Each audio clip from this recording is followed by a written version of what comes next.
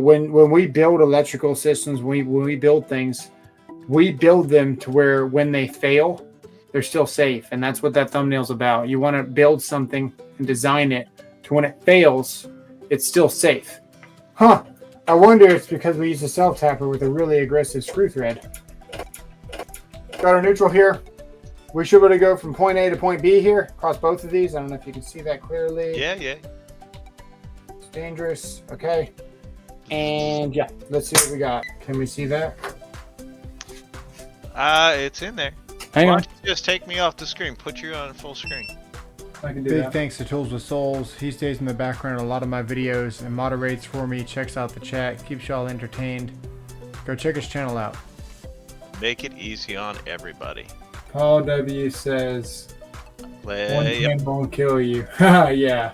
It'll give you a bad day though. Oh no, it'll kill you. Not with your safety Crocs on. Not with safety cross. All right. We're going to go to, so we're in millivolts here. We're going to see what we can read across this neutral here.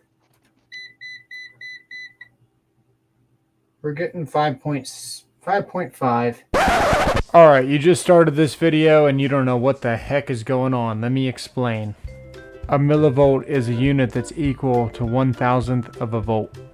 We can measure across certain connections and it's displayed in millivolts. The looser the connection is, the higher the millivolts or voltage drop across that connection point. So everyone says, oh, these lever nuts are better, but they've never actually done these tests. Just remember this is less than a volt. The higher the reading, the worse the connection, in a nutshell. So in this video, we're going to check connections on Wagos, connections on wire nuts, compare them. Also look at the difference between a machine threaded screw and a commonly used self-tapper. It should also be noted that a self-tapping screw is not a suitable connection method per the NEC.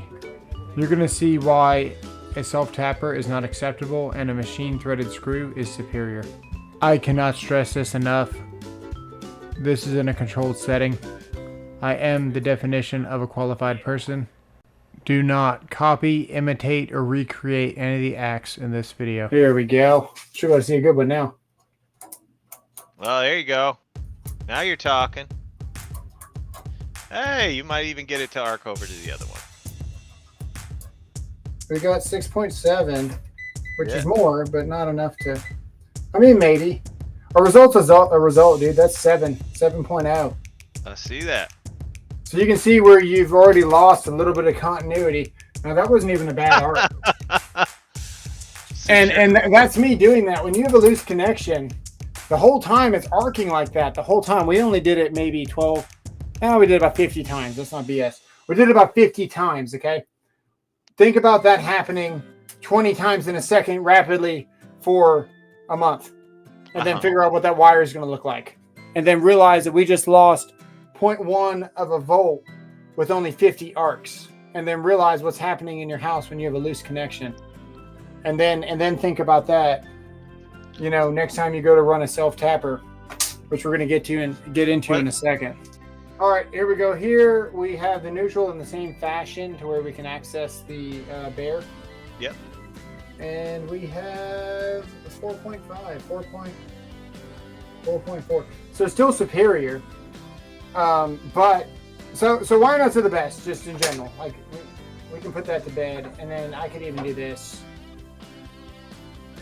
We could even leave it loose like that, and that's barely touching. That's probably arcing inside there.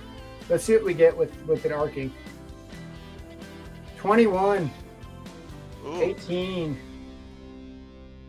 16, 17. Now the vacuum's still running, so we're still pulling. See, with this meter, we can actually see amperage. We can actually watch amperage real time while we check millivolts, which is pretty cool. So you can see down here that we have 10 amps here, right? And that's a constant. That's not dropping. That's a constant amperage. So this motor is fully running. And then we go over here to this loose wire nut that we purposely did, and we're getting 10, 11, 12. And if I shake this a little bit, see what we get.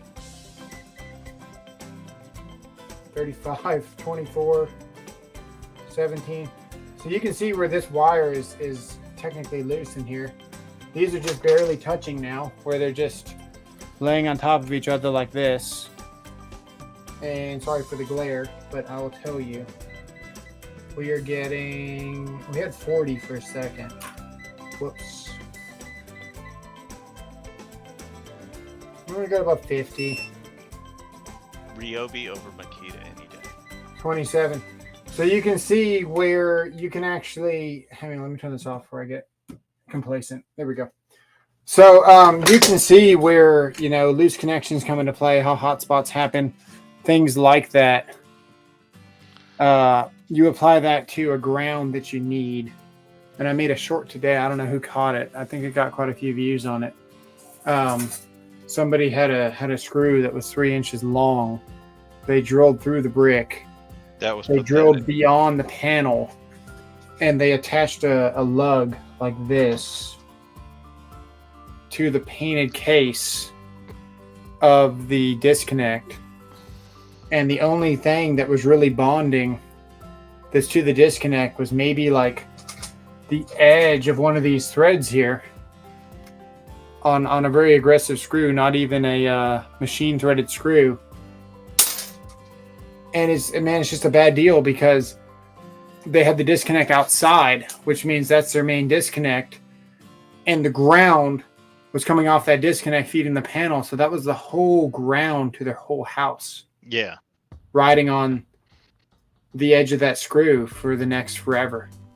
So when we build electrical systems, when we build things, we build them to where when they fail, they're still safe. And that's what that thumbnail's about. You want to build something and design it to when it fails, it's still safe.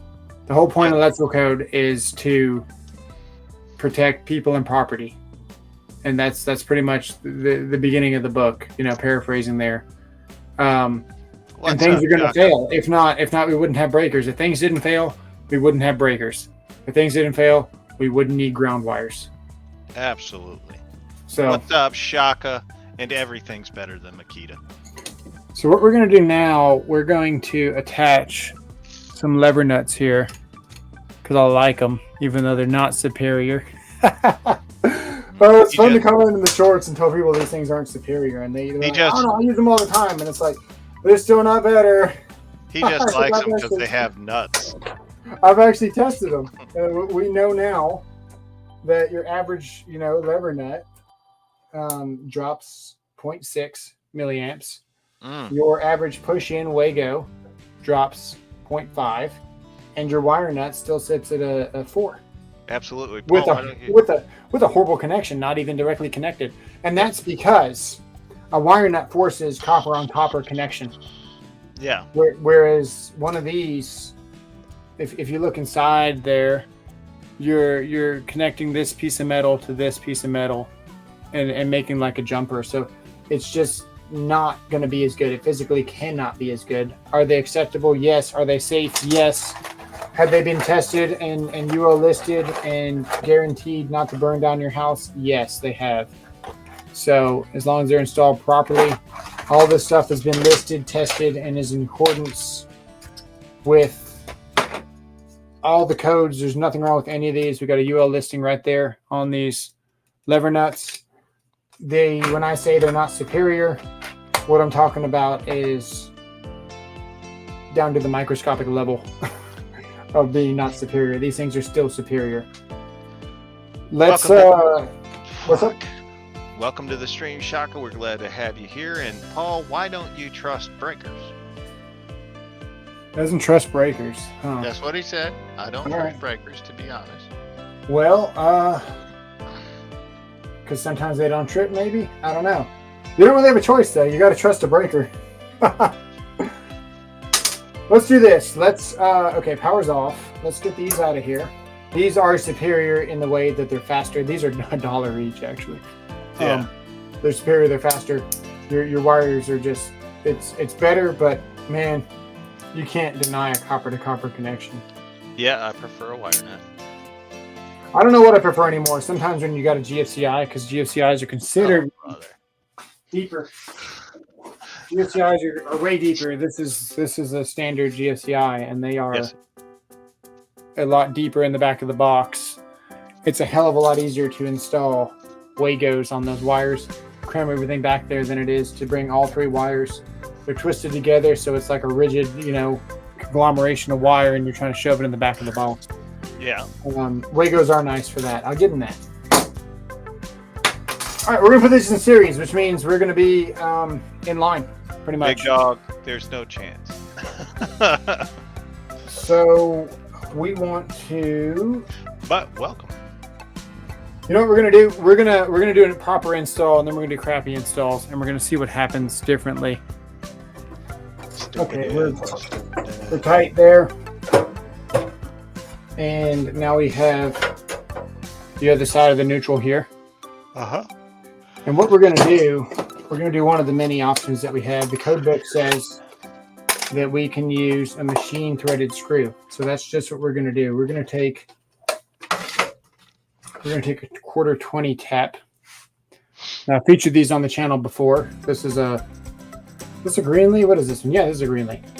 This is a quarter 20 tap. It starts the hole, and then it taps your machine threads into your metal. The code says you need 2 threads. Now, why do they say that? It's because if you have a larger bolt like this with larger threads, larger spacing, obviously you don't want to use a larger bolt on thin metal. You'd use this in 1/4-inch steel, something like that.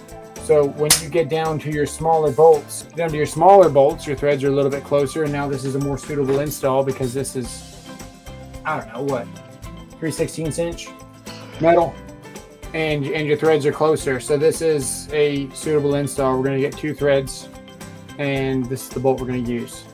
And we should scratch the paint, but for consistency, we're not going to scratch the paint. So we're going to show you the power of having a proper thread without scratching the paint. And then we're going to install this copper lug.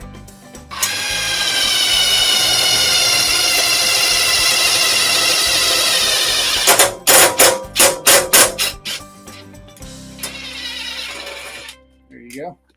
And we can screw this right on.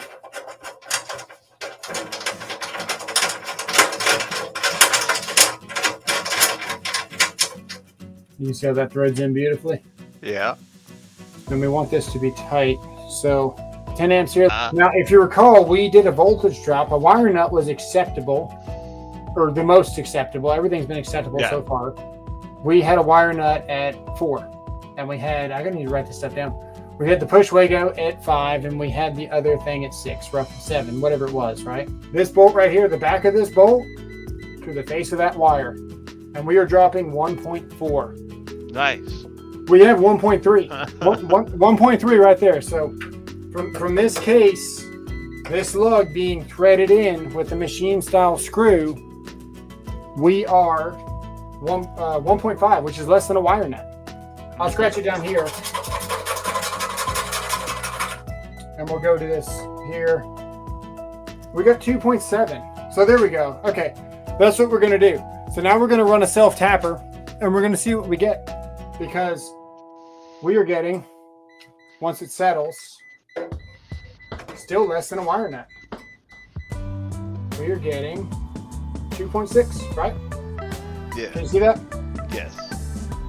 So from the face of this, I'll show you what's happening here, because this is cool for me. I don't know about you guys.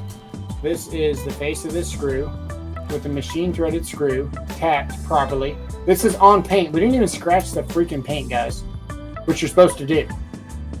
And then we're going down here to the scratched metal, and we're getting a better connection than a wire nut does, copper on copper connection. Let's look at the self tapper. Then we might have to pick up where we left off on Thursday. I like it. Let's see what we got. Let's turn that off. Let's turn that off.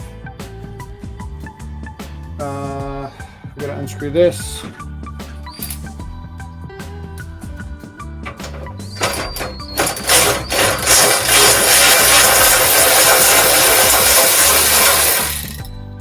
Okay. We're gonna take everyone's favorite, a self-tapping screw. Let's do this. Okay. That's it. We're not Uh-huh. gonna do anything else to it. I'm with you, Paul. We're just gonna check it. We're just gonna check it. What do we got? From the face of this to here, we are 39. Sweet. We have 39 with the self-tapper and less than a wire nut. And by the way, the wire nut was a copper on copper connection. So we're dropping 40 millivolts across the same style.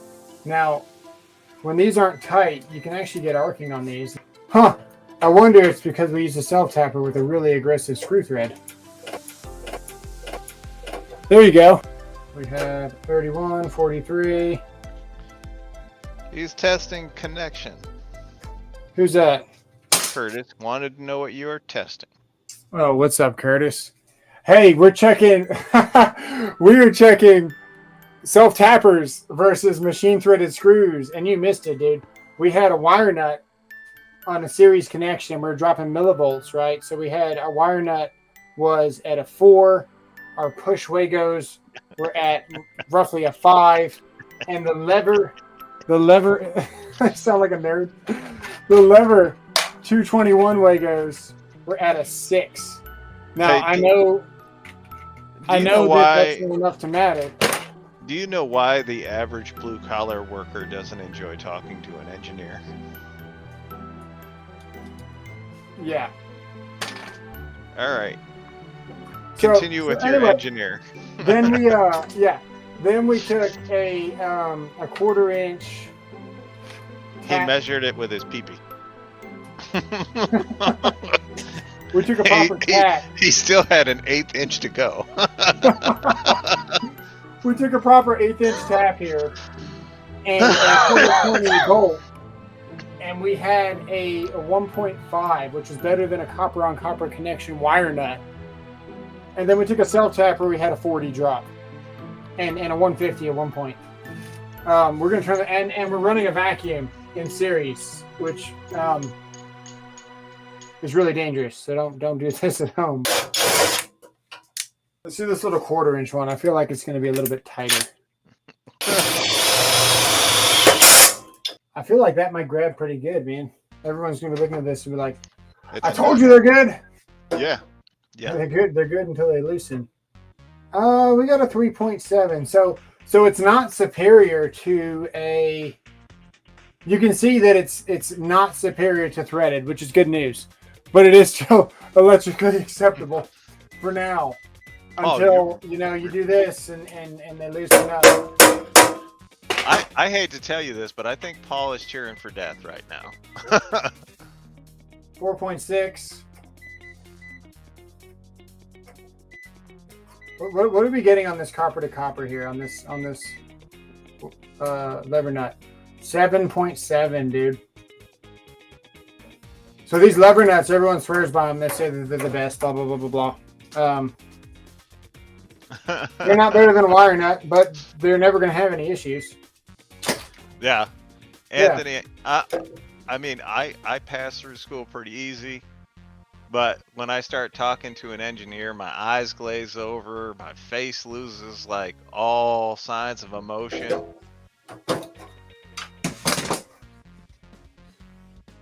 I'm just like, come on. I actually like the conversations. I had a lady call me and I was having them put receptacles in a I don't know how much I can say here. In a place. Garage. Yep. And no, but can't tell this story. Never mind. Can't say it. You're so eloquent. Yeah. Long story short, they were using the 83% rule based on a calculation for residential. And then they were trying not to install receptacles because they said that it wasn't residential. Then I was like, okay, rip all your feeders out because you can't use 83% because you're not residential. And they changed their mind really quick. That's pretty much what happened there. That's the gist of that. I like it. Yeah. All right, let's check out millivolts. I swear too much for an engineer. I just want you guys to know that. We're going to check millivolts AC on this meter. I do not know how it does. I haven't used it yet. So we're going to find out together. What's the worst that could happen? Oh, it doesn't work. By the way, Kaiweets was rated for meters the #1 meter by Nerd Tech. Oh, that's good to know. Yeah, actually, I probably should have mentioned this earlier. I've got a 15% off code called TAT. I'll put it in the link in the description if you want this meter. But if you don't, then you don't. But it's pretty cool. This meter is $40 and it does millivolts. Let's see how it does. 8. So 7.84. And when we checked this one, it was 7 something. Seems like that one might be more accurate. 7.8, 7.9, 7.7. Yeah. So this is consistently consistent. You, that was a good sentence. This $400 multimeter does the exact same thing that this $40 multimeter does, except for, of course, doesn't clamp. But you know what? When I was in construction, you don't use this. You don't do any hot work. You don't do anything. You don't need this. If you do, then you go get it, of course. But for the most part, what you need is something to quickly check voltage that has a good backlight screen. That's $40 that you don't care if it breaks. This thing is thin like an iPhone, and it's got a built-in flashlight on the back, which is pretty cool. And then you've seen all the stuff that it does. This thing is really cool. J-Dub, you'll have to let me know what you think of it. I mean, it's pretty good. 150. That's good. The other thing here, it auto ranges, so it's always looking for voltage, amps, or ohms. See it where it's cycling between the two?